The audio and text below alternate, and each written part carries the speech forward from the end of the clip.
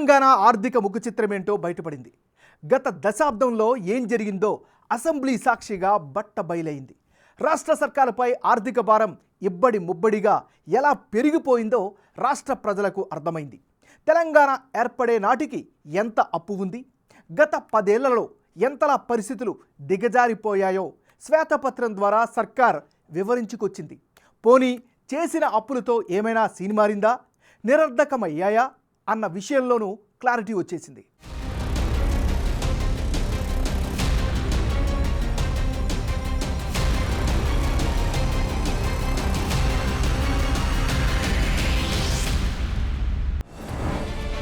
$6,71,757 కోట్లు.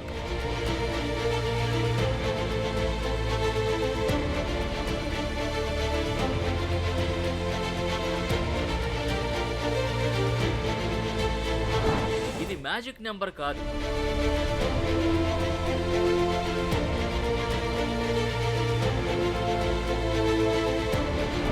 గత సర్కార్ అప్పుల ముఖ చిత్రం.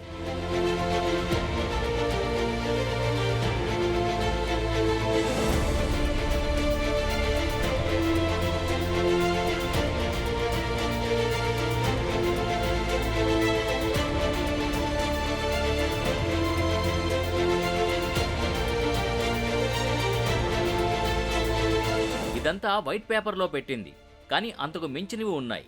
అవేంటో చూద్దాం.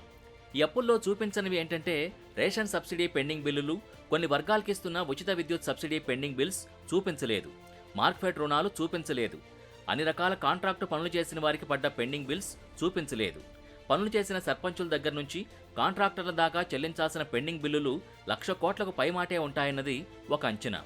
ఇవన్నీ కలిపితే 8 లక్షల కోట్లపైనే లెక్క తేలుతుందంటున్నారు. వైట్ పేపర్ని తయారు చేసినప్పుడు వీటిని కూడా కలిపి ఉంటే గత ప్రభుత్వ హయాంలో ఏం జరిగిందో ఇంకా జనం తెలుసుకునే అవకాశం ఉంటుందని ఆర్థిక నిపుణుల మాట.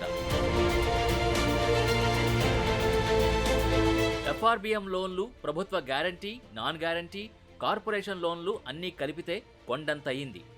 తెలంగాణ రాష్ట్రం వచ్చినప్పుడు ఉన్న అప్పు ఎంతో తెలుసా? కేవలం 72,658 కోట్లు మాత్రమే.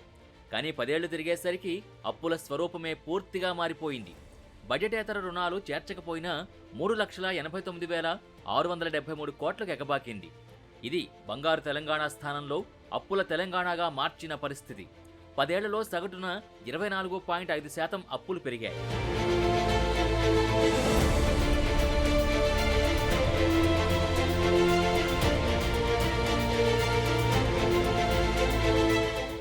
తెచ్చుకున్నటువంటి ఈ తెలంగాణ రాష్ట్ర వనరుల్ని, ఆర్థిక వనరుల్ని, సహజ వనరుల్ని, మానవ వనరుల్ని అన్నింటినీ కూడా అనుకున్న లక్ష్యాల దిశలో నడిపించకపోవడం కన్న కళలన్నీ కూడా కళ్ళలుగానే మిగిలిపోయాయి.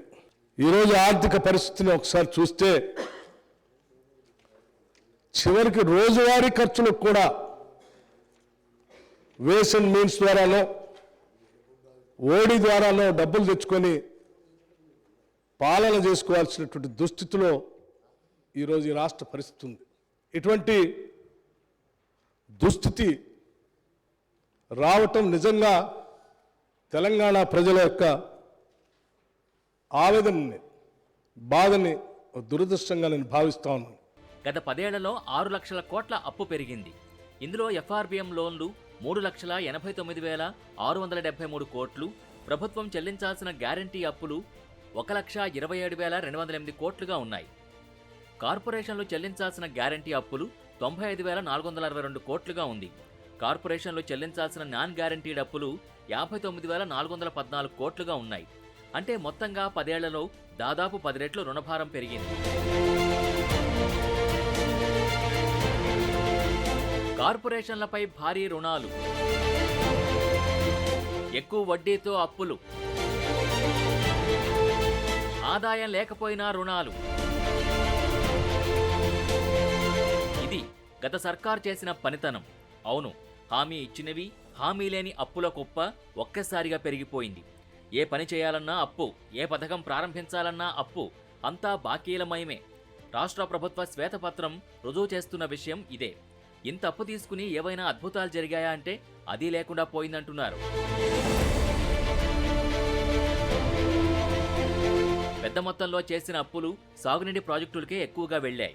మౌలిక వసతులకు మళ్లింది తక్కువే. ప్రభుత్వం గ్యారంటీ ఇచ్చి తీసుకున్న రుణాలు, గ్యారంటీ లేకుండా తీసుకున్నవి ఉన్నాయి.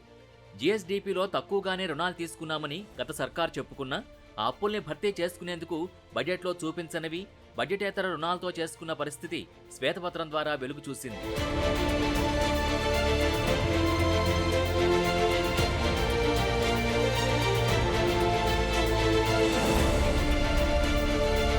ఖర్చు పెట్టిన డబ్బుకు తగ్గట్టు గత 10 ఏళ్లలో బీఆర్ఎస్ సర్కార్ ఆస్తుల్ని సృష్టించలేకపోయిందని వైట్ పేపర్లో క్లారిటీ ఇచ్చింది కాంగ్రెస్ సర్కార్. రెవెన్యూ రాబడిలో అప్పుల చెల్లింపు భారం 34% పెరిగింది.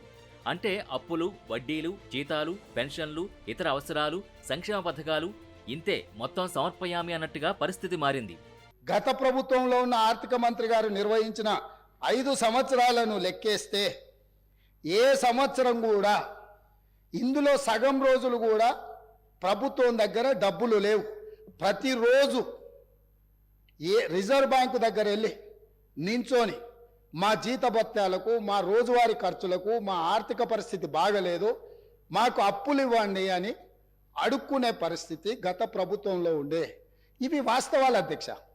ఒకవేళ ఈ వాస్తవాలను కప్పిపుచ్చి మనం ఇంకా అద్భుతంగా ఉన్నాం, గొప్పగా ఉన్నాం అని ఆ గొప్పల కోసం దుబారా ఖర్చులు పెట్టుకుంటూ పోతే ఈరోజు జీతభత్యాలు ఇవ్వలేని పరిస్థితికి వచ్చింది. ఇది వాస్తవం.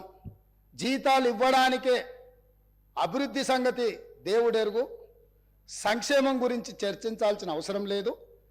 ప్రభుత్వ ఉద్యోగులకు జీతాలు ఇవ్వలేకపోవడం వల్ల, ప్రభుత్వ ఉద్యోగస్తులు బ్యాంకులలో తెచ్చుకున్న లోన్లకు వాళ్ళు ఇచ్చిన పోస్ట్ డేటెడ్ చెక్కుల వల్ల, ఆ చెక్కులు బౌన్స్ అవ్వడం వల్ల వాళ్ళ సిబిల్ స్కోర్ పాడైపోయి ఈరోజు వాళ్ళకు కూడా, ప్రభుత్వ ఉద్యోగులకు కూడా బ్యాంకులలో అప్పు పుట్టని పరిస్థితి వచ్చి ఇవాళ ప్రభుత్వ ఉద్యోగులను కూడా బ్యాంకు లోన్లు ఎగవేతదారుల కింద ఈరోజు బ్యాంకులు చూడాల్సిన పరిస్థితి ఈ ప్రభుత్వం కల్పించింది.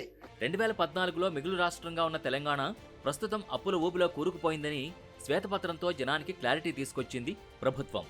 ఆర్థిక ఒత్తిడి తీవ్ర స్థాయిలో ఉందని తేల్చింది వైట్ పేపర్. గత 10 ఏళ్లలో పూర్తి స్థాయి బడ్జెట్ను ఎప్పుడూ గత ప్రభుత్వం ఖర్చు చేయలేకపోయిందన్న విషయం వెలుగు చూసింది. 2022-23 బడ్జెట్లో 79.5% ఖర్చు చేయగా 2021-22 బడ్జెట్లో 79.3% ఖర్చు పెట్టారు. నీటిపారుదల శాఖ అప్పులు 94,572 కోట్లుగా ఉంది. కాళేశ్వరం ప్రాజెక్టు అప్పే 79,287 కోట్లుగా ఉంది. తాగునీటి కార్పొరేషన్ అప్పు 27,838 కోట్లు, హౌసింగ్ కార్పొరేషన్ అప్పు 9,000 కోట్లు ఉంది. రోడ్ల అభివృద్ధి సంస్థ అప్పు 4,167 కోట్లు, హౌసింగ్ బోర్డు అప్పు 990 కోట్లు ఉండగా R&B మొత్తం అప్పులు 14,162 కోట్లుగా తేల్చారు. ఇక జలమండలి అప్పు 5,124 కోట్లుగా ఉంటే TUFIDC అప్పులు 2,050 కోట్లు, హైదరాబాద్ మెట్రో రైల్ అప్పు 329 కోట్లు, గొర్రెలు మేకల కార్పొరేషన్ అప్పు 3,833 కోట్లు, మత్స్యకార సహకార సంఘం అప్పు 600 కోట్లు, డైరీ అభివృద్ధి ఫెడరేషన్ అప్పు 370 కోట్లు, పశు సంవర్ధక శాఖ మొత్తం అప్పు 4,803 కోట్లుగా చూపించారు.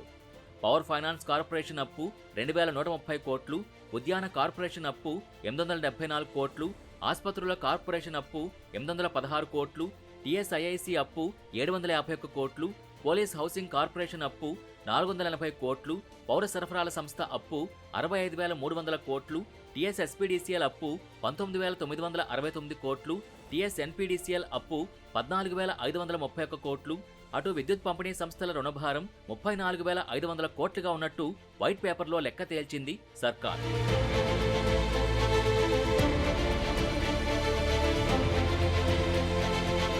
మార్క్ఫెడ్ అప్పు 6,565 కోట్లు, విత్తనాభివృద్ధి సంస్థ రుణం 400 కోట్లు, TSRTC అప్పు 2,100 కోట్లుగా ఉంది. GHMC అప్పు 1,444 కోట్లు, IT ఎలక్ట్రానిక్స్ సంస్థ అప్పు 530 కోట్లు, జెన్కో అప్పు 41,380 కోట్లు ఉండగా ట్రాన్స్కో అప్పు 13,217 కోట్లు ఉంది. హామీ లేని TSSPDCL అప్పు 9,882 కోట్లు, సింగరేణి కాలరీస్ రుణం 8,908 కోట్లుగా ఉంది. అలాగే హామీ లేని TSNPDCL అప్పు 4,527 కోట్లుగా ఉంది. హామీ లేని GHMC బాకీ 4,930 కోట్లుంటే గ్యారంటీ లేని TSRTC అప్పు 1,184 కోట్లుగా ఉంది. అంటే ఈ అప్పుల్ని ఆయా సంస్థలు సొంతంగా తీర్చలేని పరిస్థితి. కేవలం వడ్డీలు కట్టడం కూడా అసాధ్యమే అంటున్నారు. ఈ ఆర్థిక సంవత్సరంలో అసలు వడ్డీ 53,978 కోట్లు చెల్లించాల్సి ఉంది. ప్రభుత్వ ఆదాయంలో బాకీలు, వడ్డీల చెల్లింపులకి 34% ఖర్చు చేయాల్సిన పరిస్థితికి తీసుకొచ్చారు. వీటికి కార్పొరేషన్ బడ్జెటేతర రుణాలు అదనం.